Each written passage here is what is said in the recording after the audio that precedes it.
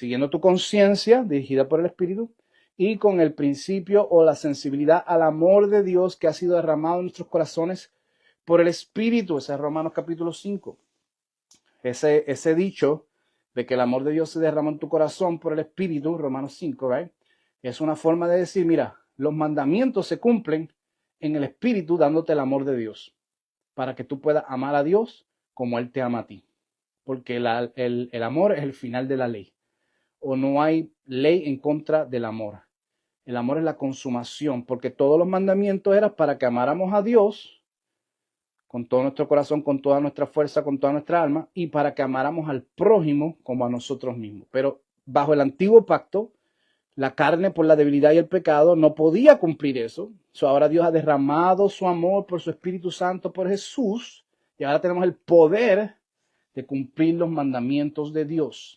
Romanos 12 al 16 es la forma práctica de cumplir los mandamientos de Dios. ¿Y en qué se basan esos mandamientos? Lo estoy resumiendo. En la conciencia, el Espíritu Santo puede hablar a tu conciencia, y el amor de Dios que te da el poder para amar al prójimo, para amar a Dios. Y qué poderoso, por eso hay como una flexibilidad. Esto se oye sencillo, pero no lo es. Hay una flexibilidad en los mandamientos. ¿Por qué Pablo pasa tanto tiempo, 3 porciones completas de 4 capítulos en Romanos, haciendo teología, para luego solamente pasar los últimos 4 capítulos para explicar cómo vivir la vida cristiana? Porque se trata de tu conciencia. Tienes que pensar con teología, con razonamiento. Tienes que ser dirigido por el Espíritu. Se trata del amor de Dios. Tienes que ser sensible al querer como el hacer de Dios en tu corazón. Eso no es tan fácil vivir los mandamientos porque no se trata de algo escrito, de no hagas o haga o ponte o no te pongas. No. Se trata de una intuición que la puedes confirmar por la palabra, pero es personal. Entonces, el debate de Pablo en Romanos es decir, mira, hay que sostener al débil en la fe. Ten misericordia y ten compasión. Fíjate, en Romanos, ¿quién es el débil en la fe? El débil en la fe en Romanos es el que cree que tiene que guardar toda la ley, seguir todos los mandamientos y circuncidarse y guardar la fiesta y tener la dieta porque cree que se va a perder si no hace esas cosas. Y Pablo está diciendo, esa gente está mala, hay que botarlas de la iglesia. No, Pablo está diciendo, hay que sostener al débil en la fe por conciencia.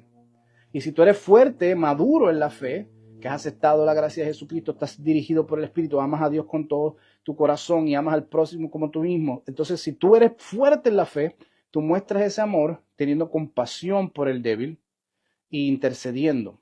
Entonces, ese balance no son reglas, es un asunto de conciencia personal y de que te dejes dirigir por el amor de Dios en tu corazón. Qué poderoso, ¿verdad? Entonces, este es el final de los últimos 4 capítulos de Romanos.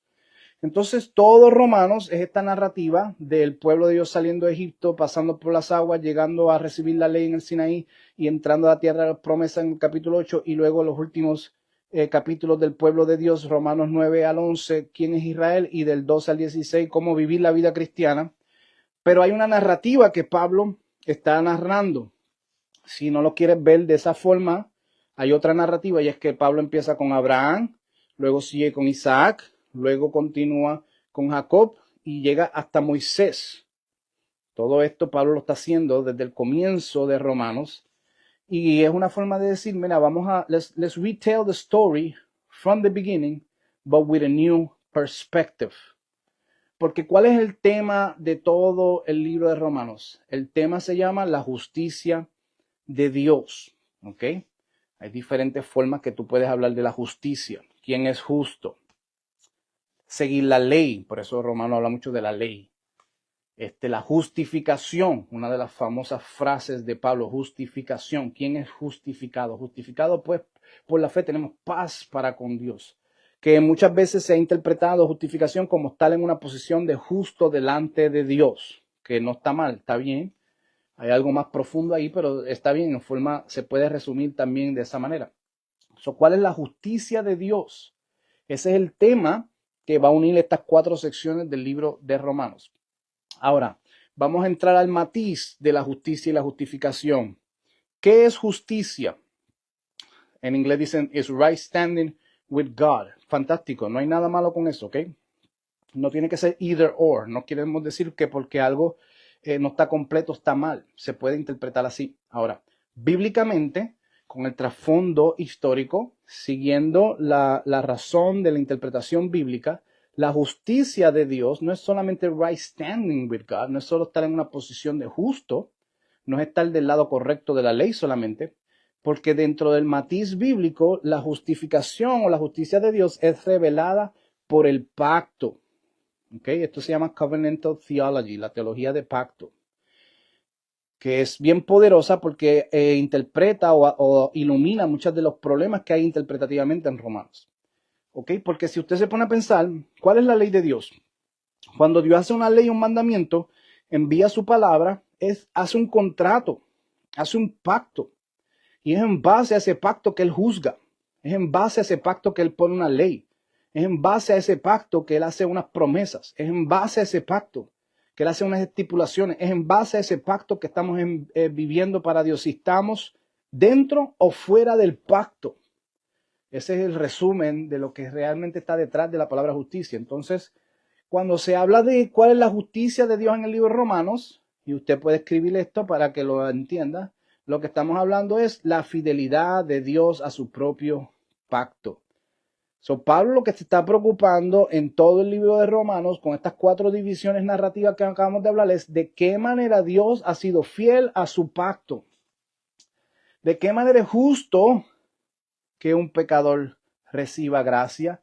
De qué manera es justo que una persona que ha guardado la ley toda su vida esté fuera ahora desechado de Israel y de las promesas. De qué manera es justo, en qué manera Dios ha sido fiel para que prometió y habló tantas cosas y realmente al final no las iba a cumplir de la manera que las prometió, sino que iba a ser algo diferente.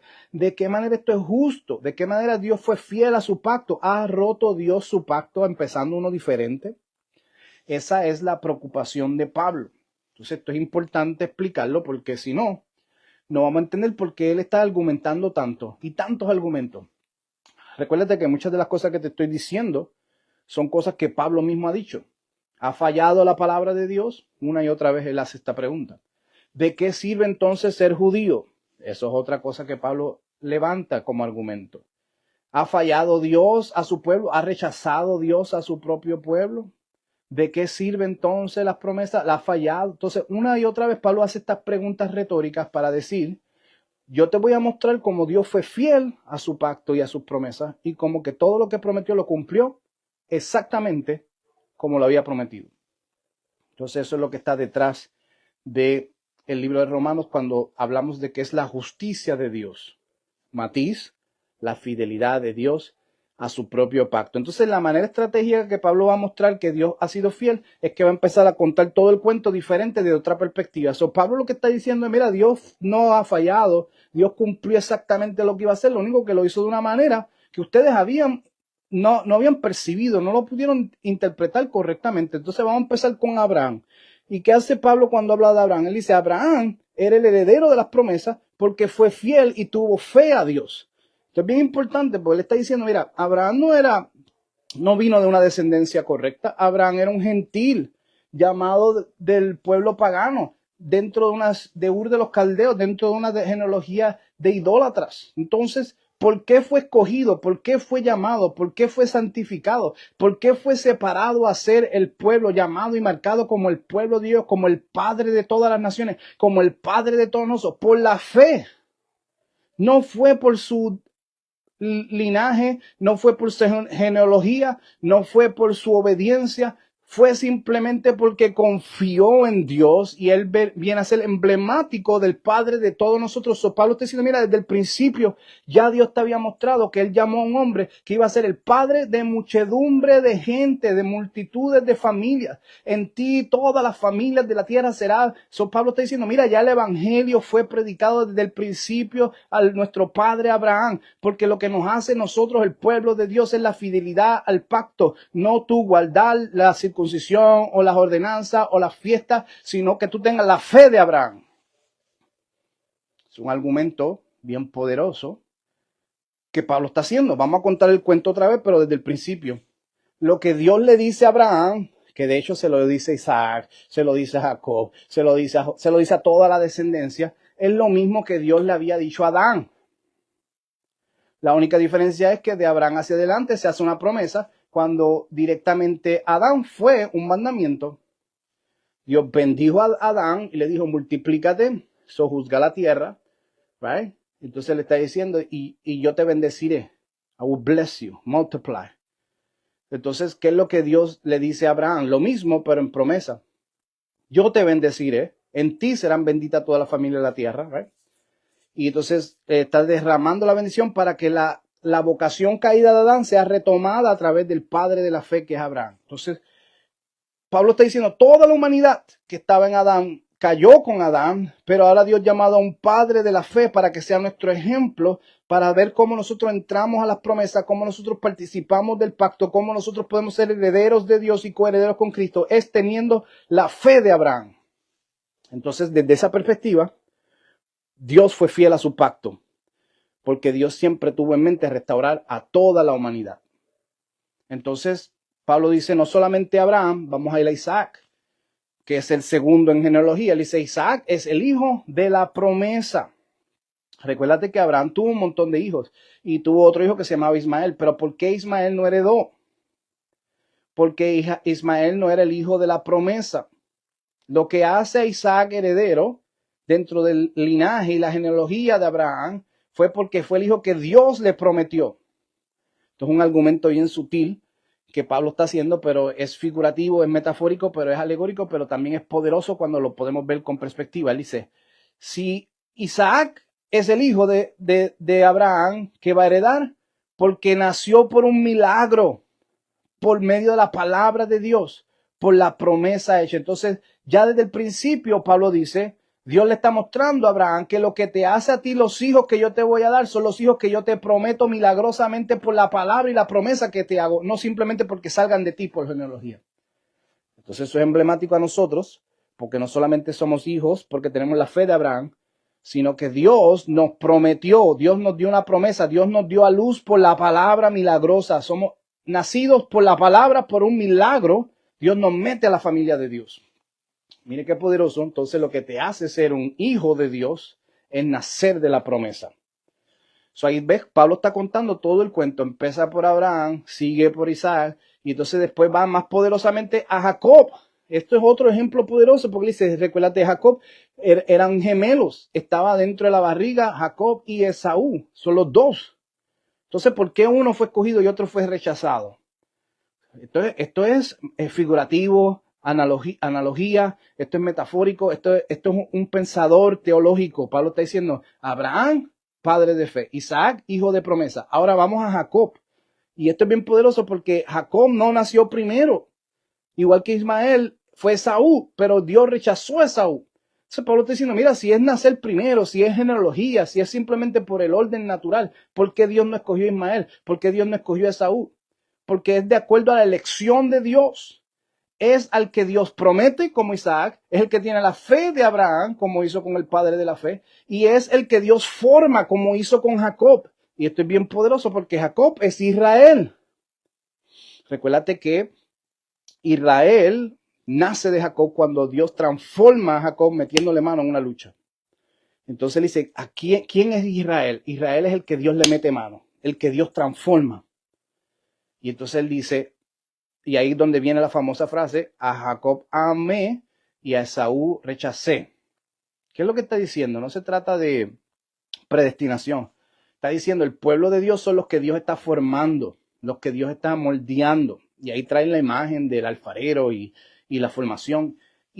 Pero lo más importante que yo quiero que ustedes vean es que Pablo está tomando toda la historia, empezando con Abraham, Isaac y Jacob, y te está retomando para que tú veas la narrativa como Dios fue fiel a su pacto. Lo que pasa es que lo hizo de una manera que no era la que ustedes esperaron, porque ustedes malinterpretaron lo que eran las promesas, lo que era el pacto. Pero desde el principio, Dios te mostró en Abraham, en Isaac y en Jacob que Él está creando un pueblo para sí, no basado en genealogía, no basado en la ley, no basado en nacionalismo, no basado simplemente en las obras, sino basado en su pacto, en sus promesas y en su trabajar con su pueblo que tiene fe. Y entonces ese es el verdadero Israel. Y de Abraham, Isaac y Jacob luego termina en Moisés, que es bien importante porque cuando Dios llama a Moisés, de Egipto salen una multitud de todas las naciones, de multitudes de culturas. Y miren qué poderoso el argumento que Pablo hace, porque dice, endurecí a Faraón para sacar a mi pueblo. Y eso es una analogía porque más adelante Pablo dice que Israel, según la carne nacionalista, está endurecido. Pero ese endurecimiento es como el de Faraón, para mostrar que no es genealogía y no es raza y no es nación de acuerdo al punto político, social, económico, cultural. Es el pueblo de Dios que tiene fe lo que Dios quiere sacar de Egipto. Entonces, endurecía a Faraón para revelar a través de Moisés que yo tengo un pueblo de toda cultura, de toda nación, y todos los que salieron de Egipto eran Israel, aunque no todos eran judíos según la carne en genealogía. Mira cómo él empieza con Abraham, sigue con Isaac, luego Jacob, y ahora llega hasta Moisés, y está retomando toda la historia de Israel para mostrar que Dios sí ha sido fiel a su pacto. Esa es la justificación, esa es la fidelidad de Dios a sus promesas. Entonces endurecía Faraón para sacar al pueblo de Dios, y más adelante va a decir, Israel según la carne está endurecido para revelar que los gentiles son la consumación, o vamos a decir la manifestación de la promesa de Dios en Génesis capítulo 48, cuando todas las naciones retornan a Israel, porque ese fue el plan de Dios desde siempre. Recuérdate que en Génesis 48 Dios bendice a Efraín y Efraín se convierte en el reino del norte, que luego va a ser emblemático de las naciones.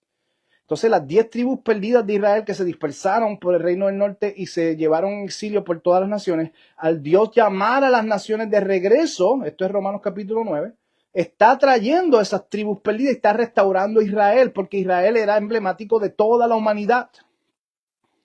Entonces ese es el argumento de Pablo. Cuando Pablo dice, le llamaré a un pueblo que no es mi pueblo y serán pueblo mío.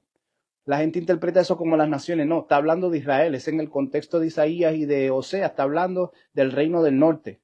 Él está diciendo, cuando ustedes se dispersaron en el reino del norte, que es Israel, por todas las naciones y se mezclaron con otras naciones, dejaron de ser mi pueblo. Entonces yo les digo a ustedes, ya ustedes no son mi pueblo.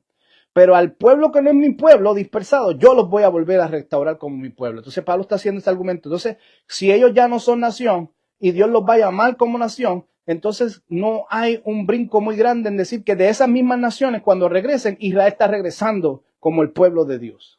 O Dios está restaurando el concepto de Israel al llamar todas las naciones a través del reino del norte, a través de Efraín. Entonces, en Génesis 48, aquí lo bonito es que eso ya estaba prometido. Y esto es bien poderoso porque Pablo está diciendo en Romanos capítulo 9, mira, ¿qué dice Dios desde el principio? Que en Efraín la multitud de las naciones serán bendecidas. ¿Y qué dice en Génesis 48? Que en Efraín Israel será bendecido. Entonces Dios ya había prometido que a través del exilio, cuando el reino del norte sea dispersado, a través de eso yo voy a mostrar la salvación para todas las naciones. Eso es lo que significa cuando en Romanos capítulo 11 dice, y de esta manera todo Israel será salvo. Oh my God. Lo que Pablo está diciendo es, y este es el argumento del capítulo 1, el verdadero Israel es el pueblo de Dios restaurado en el Mesías que ha recibido su espíritu, y de esta manera es que el proyecto de Israel será restaurado, porque el proyecto de Israel era salvar a toda la humanidad, no a una sola raza, no a una sola tierra, no a un solo pueblo, no a una sola cultura, no, era a toda la humanidad. Lo mostré en Abraham, lo mostré en Isaac, lo mostré en Jacob, lo mostré en Moisés cuando lo saqué de Egipto, y ahora lo estoy mostrando nuevamente al endurecer a la raza para que ustedes vean que no es raza, es toda la humanidad lo que yo quiero salvar. Y ese es Romanos capítulo 9 al 11.